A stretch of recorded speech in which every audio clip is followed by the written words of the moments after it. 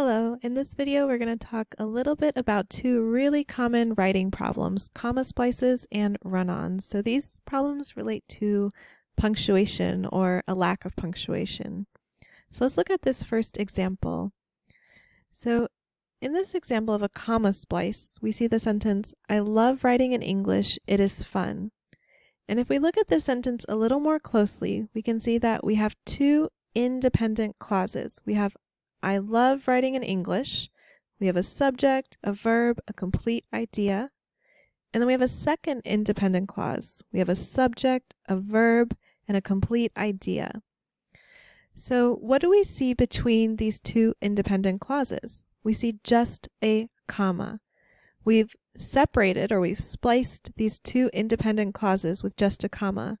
And my question to you is, can a comma connect two independent clauses? And here the answer would be no, we cannot do that. That's what we call a comma splice, separating two independent clauses with just a comma. So let's look at our other mistake, a run-on. And you'll see that I've written the exact same sentence, and the only difference we see here is that there's no comma.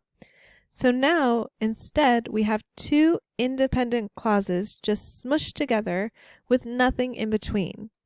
And can I put together two independent clauses with nothing in between?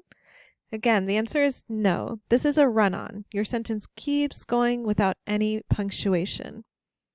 So we have these two commas, or these two problems. We either have two independent clauses with no punctuation, a run-on, or we divide them with just a comma, and that's a comma splice. So what's the solution?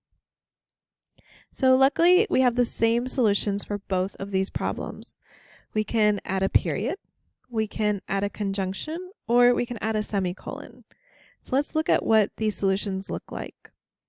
First, add a period. This one's the easiest one.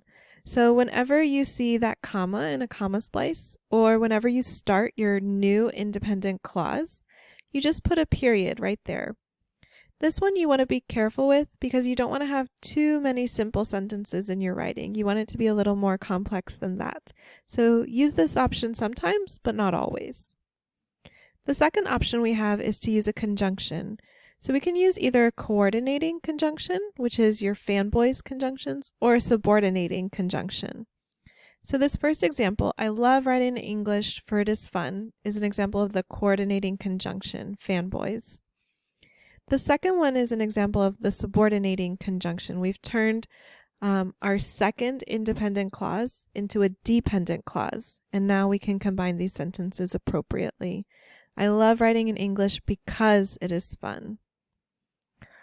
Our last solution is to add a semicolon. We do this the same way we add a period. We would just replace the comma or put it before our other independent clause. The difference between the semicolon and the period is that the semicolon still has this idea that the two sentences are very, very closely related, and you don't want to stop completely. You still want them to have some sort of connection. So again, we use this sometimes, but you don't want to use it every time. So those are the three solutions to comma splices and run-ons. You can either add a period, add a conjunction, or add a semicolon. Let me know if you have any questions.